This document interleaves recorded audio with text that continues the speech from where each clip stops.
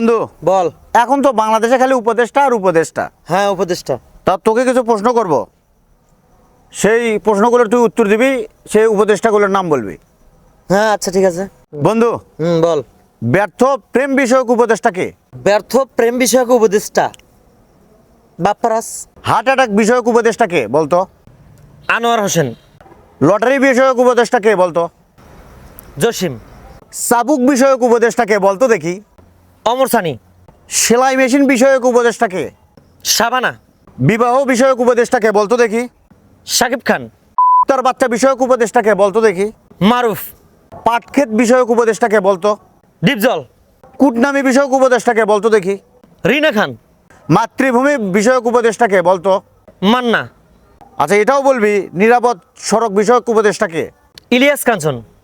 তেলফেল বিষয়ক উপদেষ্টা কে? এটাও কিন্তু বলবি। মারজুক রাসেল।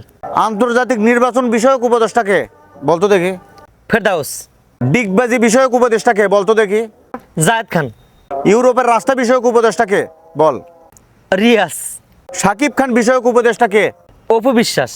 সর্বশেষ যে প্রশ্ন, পারিশ্রমিক বিষয়ক উপদেষ্টা কে? এটাও কিন্তু বলে দিবি। আর সর্বশেষে পারিশ্রমিক বিষয়ক উপদেষ্টা আরিফিন শুভ।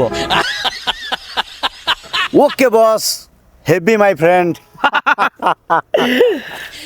প্রশ্নগুলো ধন্যবাদ।